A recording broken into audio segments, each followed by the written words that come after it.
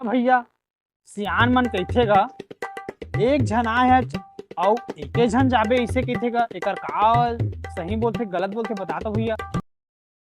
गलत बोलथे सियान मन अमर, मैं बताहूं का बोलथे तेला।